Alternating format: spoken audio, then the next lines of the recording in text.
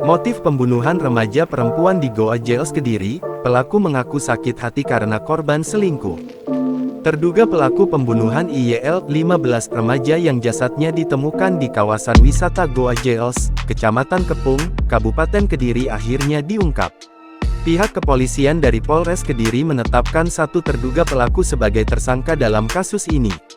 Ia adalah seorang remaja laki-laki berinisial TLM 17 asal Kecamatan Pare, Kabupaten Kediri.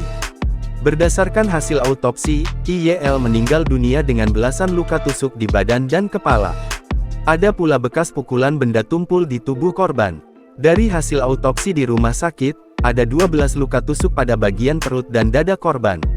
Sementara di bagian kepala juga ditemukan 15 titik luka yang diakibatkan kekerasan serta hantaman benda tumpul, terang Kasat Reskrim Polres Kediri AKP Fauzi Pratama, Jumat tanggal 29 Desember tahun 2023. AKP Fauzi mengatakan, pihaknya sudah melakukan rekonstruksi gelar perkara terduga pelaku saat melakukan aksinya terhadap korban.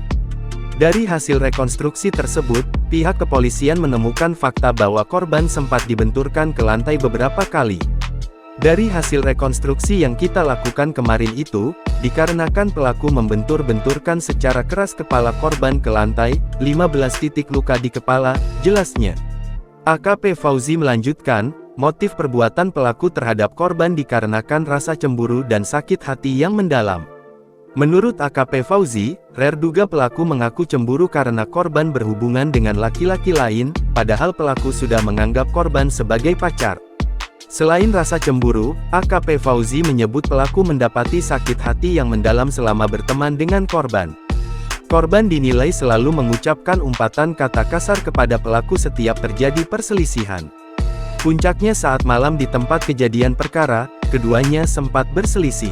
Korban sempat menyebut terduga pelaku ini keturunan pelacur, sehingga amarah terduga pelaku memuncak dan terjadilah kasus pembunuhan tersebut, jelas AKP Fauzi. Atas perbuatannya tersebut, terduga pelaku dijerat dengan pasal 340 KUHP ancaman hukuman mati atau penjara maksimal 20 tahun penjara.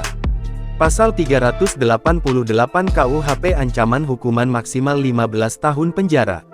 Pasal 80 ayat 1, ayat 3, Jo Pasal 76 C UU Nomor 17 Tahun 2016 tentang penetapan PP pengganti UU Nomor 1 Tahun 2016 tentang perubahan kedua atas UU Nomor 23 Tahun 2002 tentang perlindungan anak menjadi ancaman hukuman maksimal 10 tahun.